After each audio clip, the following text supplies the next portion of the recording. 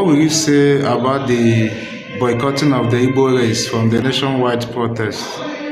Okay, thank you very much. I think the Igbo nation has, in the very long time, felt that the Nigerian state is not being very fair to the Igbo nation. The Nigerian state and then the components of other ethnic nationalities that have made up the Nigerian state has not been able to comprehend the sincerity of the Igbo, their commitment to build a very strong Nigerian nation. As a regard to that, the issue of religious sentiment and ethnic sentiment has played along within the framework of the Nigerian political participation, and that has, in a very long way, resulted to many of our neighbors, other ethnic groups, to build up a negative sentiment against the Igbo, blackmailing the Igbo people and making the Igbo people feel like they are not accepted in this country. So if a person becomes a scapegoat,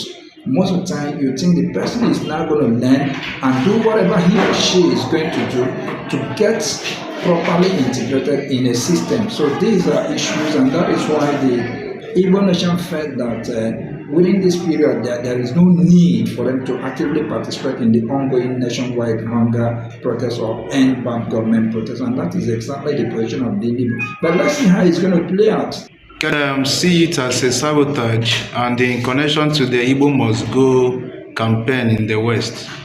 It's not a sabotage. The campaign for the Igbo Must Go is orchestrated by those those people who are jealous of the survival of the ingenuity of members of the Igbo race in Nigerian project. So they just felt like if the Igbo leave Lagos, that they are going to acquire the properties of the Igbo, the estates, the landed properties of the Igbo, which the Igbo people has bought with their hard-earned money and have contributed immensely in the development of the Lagos state.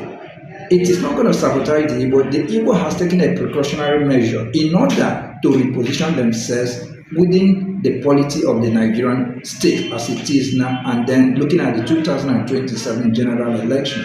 Okay, from your organization, the Igbo National Council, how are Igbos buying in this message of Akururu? Yeah, they have not actively bought in that message, but some of them have started relocating their business down to the territories of the Igbo nation.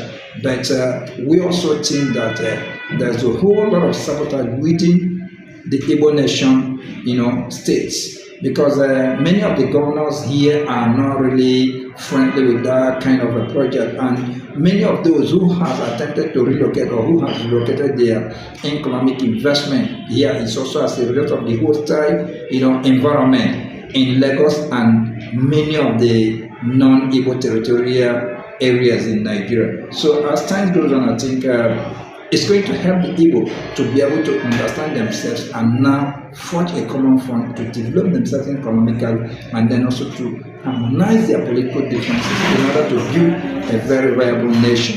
Yes. Okay, what are the perceived challenges of this Akururu project that have hindered it in the past years? Some of the challenges is that, first, there is lack of enabling environment within the Igbo nation, and these are areas that we need to put things in place. When you look at the security situation now, it has been a thing, a tool of black men, against those who want to establish, those who want to invest within the Igbo threat. And these are areas we think we need to come together. Our organization, the Igbo National Council, is doing whatever we can do within our reach to really change the narrative, to have a positive narrative and get things moving on very well.